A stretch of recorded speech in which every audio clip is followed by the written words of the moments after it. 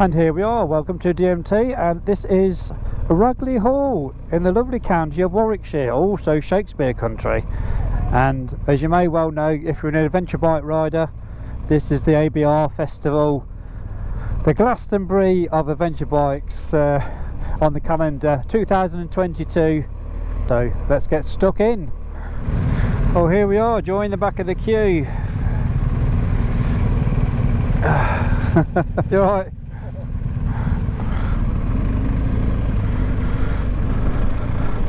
Better got the right idea. Yeah, come on, we are adventure bikes at the end of the day, we're not going to queue up in traffic. A few exhibitors.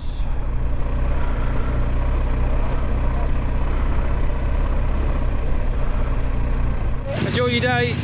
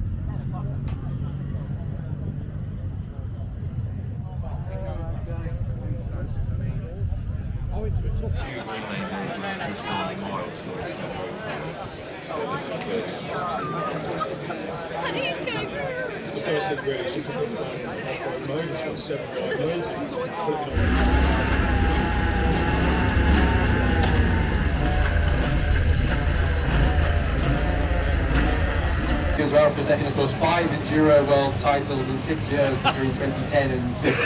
You've done the Dakar Rally 3 times as well, so that experience must have helped a lot when you were putting this together. It's different experience. Actually, when I test in a sand dead bike, you know the spirit of that bike, it's the 919 Kajiva. And my first question will be to say how much this bike are performant respect of the Kajiva of the Dakar before. We not have the chance to do it, but I'm sure that bike will be better than before. Thank you very much, Antoine. And for me as well. I don't do this very often, I can tell you. No, not really.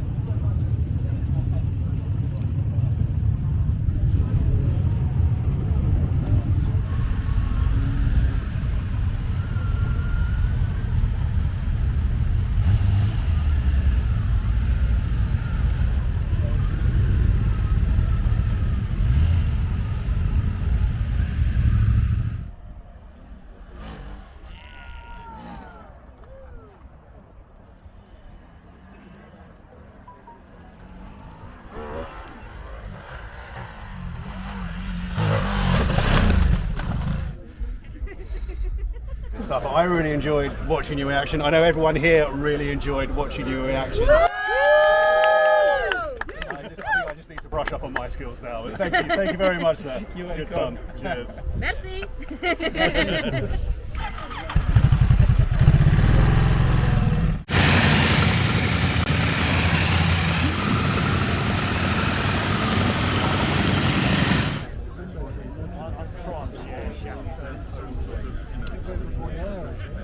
I'm very, very excited to introduce the man next to me, Mr. Ryan F9. They know you're around these parts. Yes, they do, yeah. This is quite humbling. So what is it about adventure bikes and the Ducati Desert X that just ticks the boxes for you? Yeah, oh, that's a big question. I think adventure bikes in general, it's a bit of the charm of just having a machine that could just keep going, you know? Like, I don't know if you've ever done any sailing, but every time I sail, it's like knowing that you have the propulsion and the ocean ahead of you. Like, you could just go to Portugal, or you could go to Cuba, you could keep going. And all I ever do is just like bob around the bay and then go home. But knowing that all of that's there, that potential is there, is like a really freeing feeling, that you might not have to go back, that you could just keep going. I think adventure bikes are kind of the same way, like that there's so much capability in them, whether you're using it all or not, and none of us are ever using it all, but having it all there and knowing that in theory, you could just say, screw it, I'm not going home, and I'm just gonna keep going this way until I come back around the other side of the world is just a very charming thing. I made the mistake of drinking with Jacques and telling about this dream I had to ride around the world, and I said I'd like to do it on the bike I have, which is the Suzuki GSX 5000.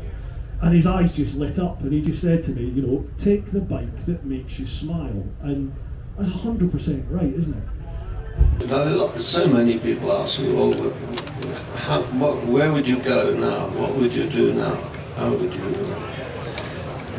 You can't duplicate somebody else's experience. I mean, you know, that's impossible.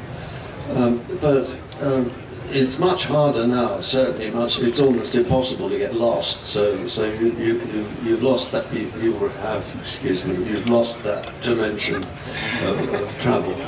But there are other things to compensate for that. The world is a very exciting and interesting place. Does anyone have any questions for Andy, aka the Missenden Flyer? Absolutely none. Right, this is a question that actually comes up occasionally here. It is that when I get bikes for review, do I feel obliged to say nice things because the manufacturers let me bike? And yes, I absolutely do, and I lie all the time about it. Now, I get asked that quite a lot, and actually it's to the manufacturer's credit that they don't actually give you any guidance, and I don't always say nice things about all bikes. And the thing is, modern day bikes are all pretty good. There aren't really any bad bikes out there, so I challenge anyone to find stuff wrong with modern bikes. They're all pretty good. But on those, some I like more than others, and at the end of the day, I mean, what I'm doing is only my opinion, it's not necessarily fact. So, for example, I recently rode the new Triumph 1200 Tiger, which was a much anticipated bike, because it's like a GS Beta, is how Triumph branded it. Triumph people about. Keep your voice down. Anyway, I said I didn't think it was a GS Beta, and so far, they've not sent me any hate mails or anything like that afterwards.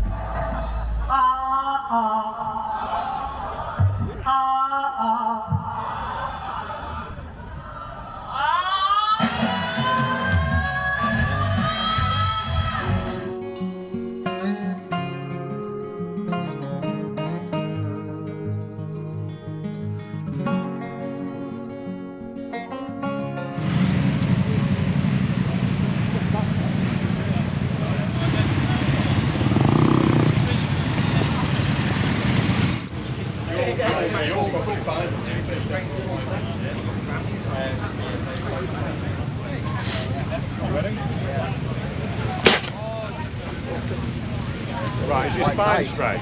I feel pretty compressed.